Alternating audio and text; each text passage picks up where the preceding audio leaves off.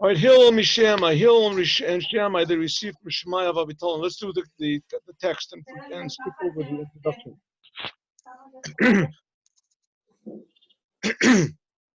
Hillel said, Havimi Talmidav Shel Aaron, you should be one of the pupils of Aaron.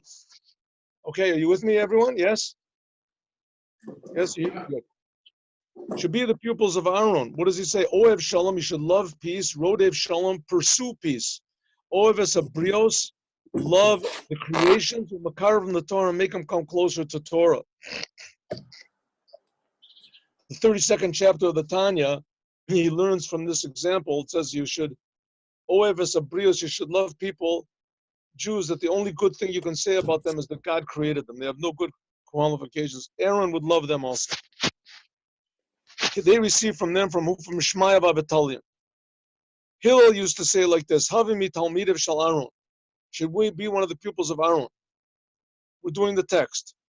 Lomed Mimidosov Shel Aaron Akoni, you should learn from the character traits of Aaron. Liot Oev Shalom, you should love peace. Bein Chal Bein Acherim. You should love peace between you and others. In other words, don't insist on being right. It's more important to have peace. For Rodev Shalom, and you should pursue peace. You should run after peace. What does it mean? Between others. You should convince other people also to have peace one between the other. No, you can understand how you can make peace with somebody else. The other person has done a bad thing to you, but nevertheless, you forget about it. You don't care and you make peace. So you can stop the argument with somebody else, not make an argument with him. But how can you stop an argument between two other people? How are you going to do that? Each one thinks that he's right. So we'll explain. So Ne'emar, like it says, Ba'kesh Shalom B'Radfeu. It says in Tehillim, Ba'kesheu B'makomo B'Radfeu B'makom Acher.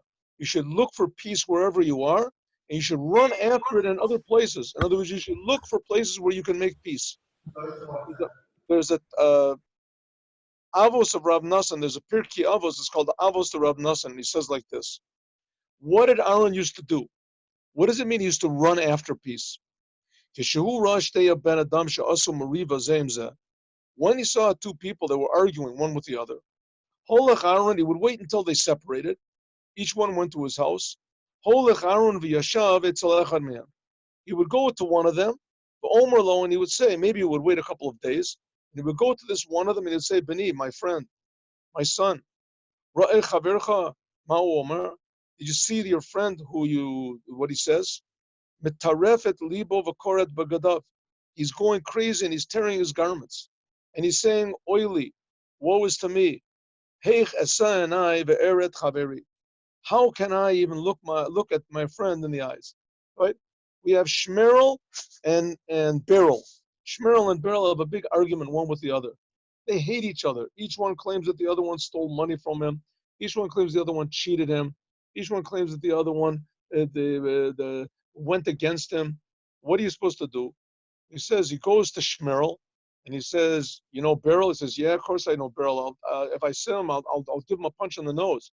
He says, listen, you should know how bad he feels. He's crying. He says, what did he do? He has a bad temper. He really loves you so much, but every time he sees you, he just loses it. Bosh Tivamenu, he says, he's so embarrassed in front of you. I was the one that was all my fault, but I just can't seem to hold myself back. Every time he yells at me, I go crazy. I would like so much to make peace with him, but I don't know what to do. And Aaron would sit by the other person until he would lie to him. He would lie to him. He would tell him a lie. He would say, your friend Beryl really wants to make peace with you, but what can he do? He just has such bad personality. He feels so bad, and he's going crazy. Maybe you make the first gesture and go to him. Then after that, Aaron would go from Beryl, he would go to Shmerel, and he would say, Omer Lo, Gamken, the same thing. The other one, you should know Shmerel, you should know how much Beryl is crying all the time because you think that he hates you. He doesn't hate you, he really loves you, but he just has this terrible personality and he doesn't know what to do. He's going crazy. Whenever they would meet each other, they would hug and kiss each one the other one. It says in the Mishnah, you should love the creation by means of loving everyone. as a mitzvah sabora. If you're a person that does Torah of mitzvahs and you love others, then others will start to like you also. What happens nowadays? A person that doesn't do Torah of mitzvahs, so everybody wants to keep away from him, and everybody curses him out, right? This is a person who's going to be a bad example to everybody. No one says hello to him. Everybody hates him.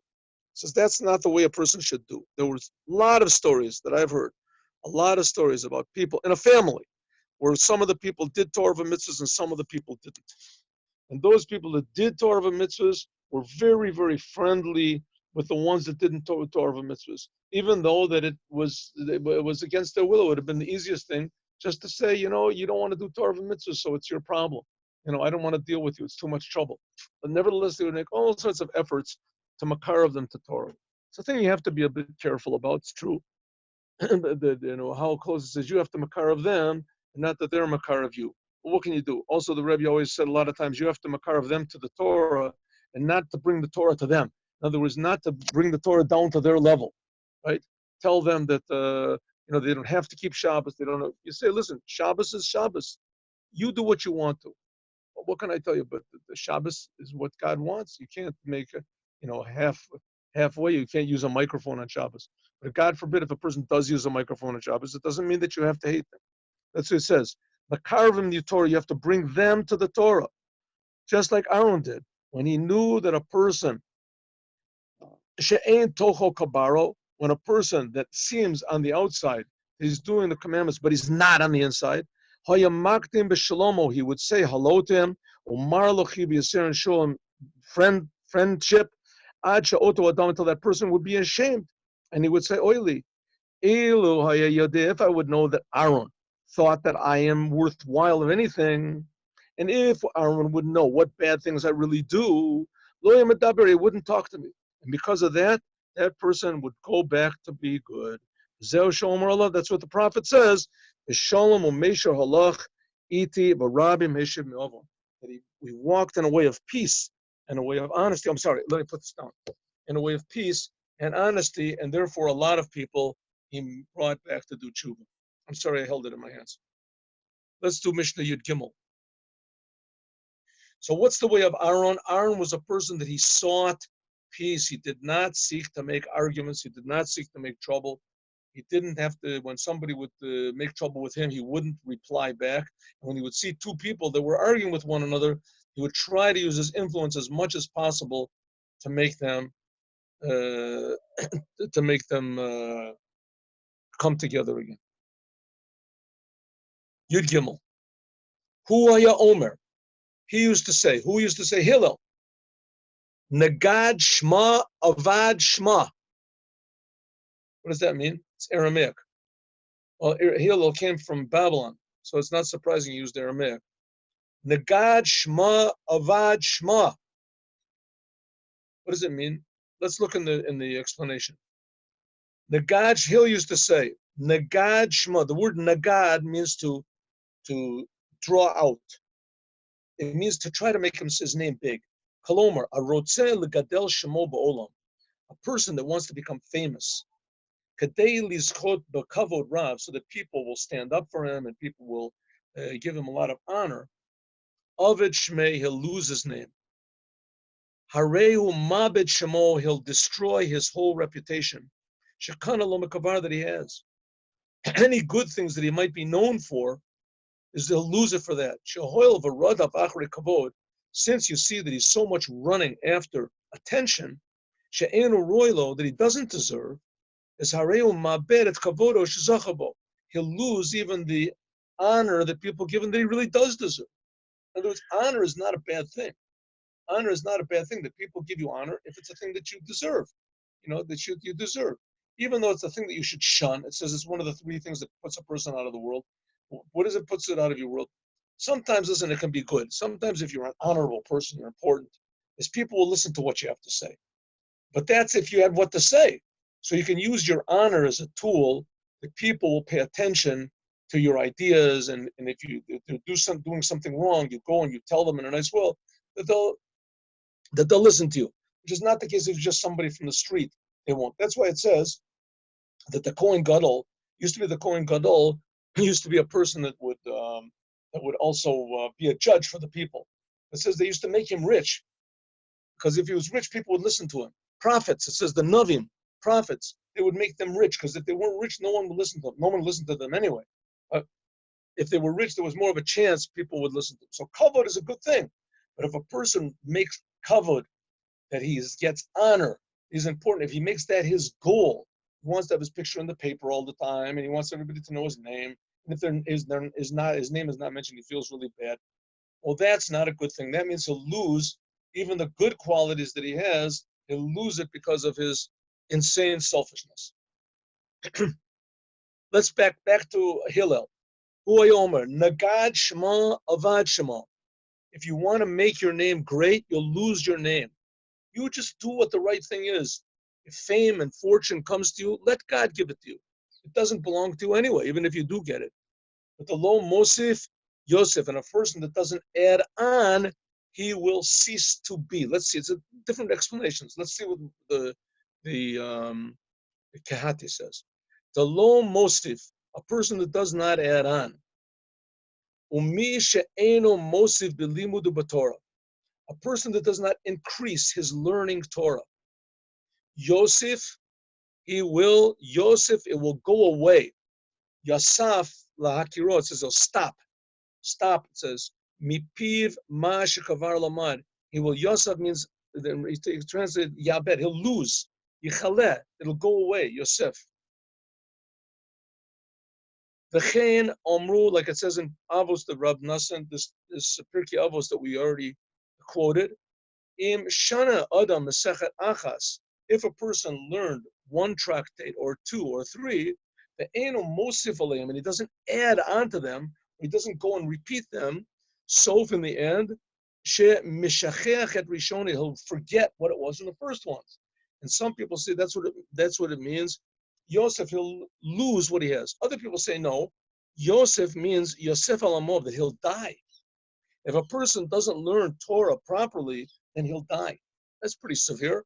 But nevertheless, shemos below ito, a person will die not in his proper time. If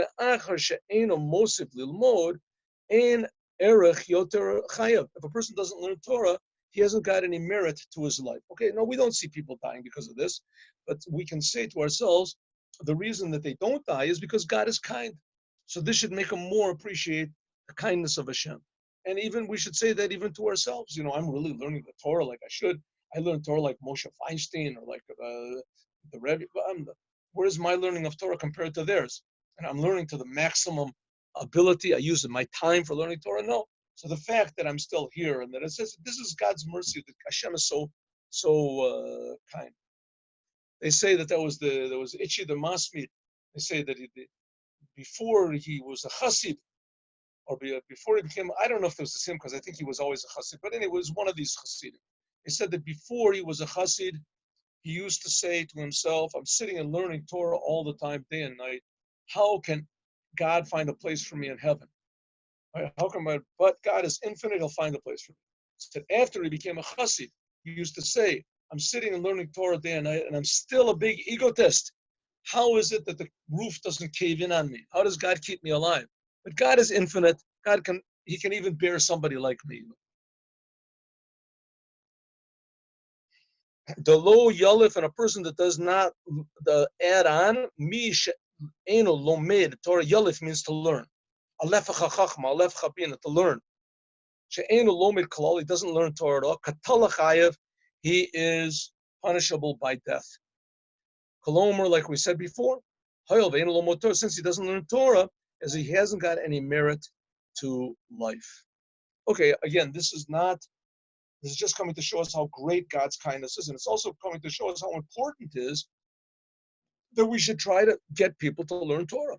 We came to Torah, and it says a nefesh v'haTorah nimshul ner.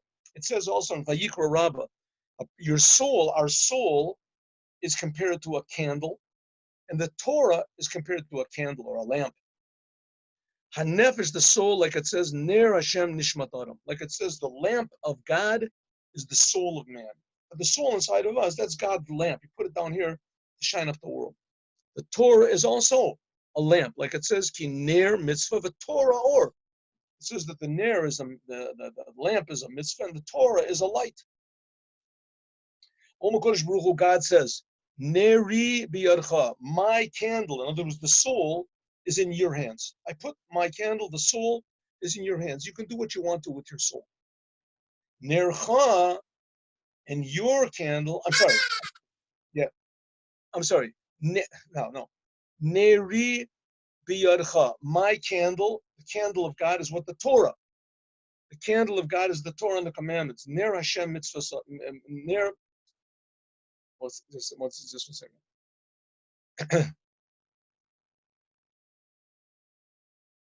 Ner mitzvah v'Torah or. Ner mitzvah v'Torah or. It says, my candle is in your hands. That's the Torah and the mitzvahs.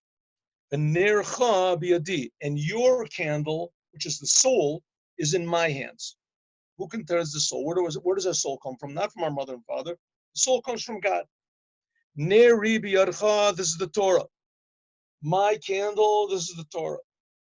Your candle is in my hand, that's the soul. In other words, you control the Torah, Jewish people, I gave the Torah to you, you control it. The soul, I control it. I can take it away from whenever I want to. In Shomer Ner Shali, if you watch and you preserve and you properly take care of mine, namely Torah v'mitzvahs, Ani Mishameret Shalcha, I will guard yours. I'll guard the soul. The im kabita et neri, but if you extinguish the light of the Torah and the commandments, ani echabe et nercha, then I will extinguish your candle. Pretty severe, the soul. Vishtamish bataga. Let's go back to what Hillel said. Vishtamish bataga chalaf. A person who misuses the tag as the crown, chalaf, also he'll die. These are very severe things that Hillel is saying, but he wants to tell us how incredibly important the Torah is. Now, usually the most important thing a person has is his life. Usually, right? A person is willing to do anything to save his life. He'll pay money for doctor's bills, etc. What's his money going to do for him if he loses his life? It's not worth anything. What about the Torah? Is the Torah worth anything to people? It's not so much as my life, and maybe not even my money. But, and maybe not my time. Hillel says, listen, my friend, the fact is the Torah is more important than your life. If your life is valuable, for sure you should value the Torah, because the Torah is the source of your life. That's what Hillel is trying to do, to show the Jewish people the tremendous importance of the Torah. He's not coming to threaten everybody and saying that if you don't do the Torah, you're going to die. Because if that's what he's going to do, so his argument is not really a very good one. Because you see that people don't learn the Torah, and they don't live, and they don't die. They live. If so, Hillel is selling a fake. Right? He's trying to fake everybody out, like the corona, putting everybody into this panic so that everybody will do whatever he wants to. So, therefore, but Hillel he's not saying that. He's saying, listen, I'm telling you the truth. The fact is your life depends on the Torah. And really, from the letter of the law, God could say, you're not doing the Torah, so what am I keeping you alive for? Something like Rabbi Shimon and his son when they came out of the cave. People aren't learning the Torah, they got no reason to be in this world. It shows you the tremendous value of the Torah. And it also shows the tremendous faith that Hashem has in us, that even if we don't learn Torah, Hashem keeps us alive with the hope that we will start to learn. Ishtamish b'keter Torah, a person who uses the crown of the Torah for his own pleasure and his own benefit, ka'adam, like a person, mishtamish b'kli tashmisho b'umnaso, a person, if uses the Torah like he uses any other tool, chalaf, yachlif min ha'olam, he'll leave the world. Like it says later on, call a nehaneh midivrei Torah, anyone who uses the Torah for his own purposes, no tel chayav me'olam, he will take his life from the world. Yeshiva Ohr Tmimim, some people say in a way of taga chalif. What is taga? Chalif is Talmud, Talmid, Gavra, Acharina, Chova, Lo, Paranos. It's a Talmud, Gavra, Acharina. What does it mean to say? That it's not permissible for a Talmid Chacham that he should order anyone to serve him except Mishum, from any person, except from his pupils. In other words, don't use your position and think you're really important, that people should run and do favors for you and do things for you. You do it for yourself. The only people you can ask are your pupils, people that are learning from you, so they owe you because you're helping them, you're teaching them Torah. Those people, you can ask them to help you, right? As also part of their service. They know that you're a teacher and that the pupils should help their teacher. That's what they're doing. But don't use others. In other words, don't misuse the honor that you have because you're learning the Torah. The Torah is too precious to use it as a tool for your own greatness or your own comfort. That's Pirkei Avos for today. Let's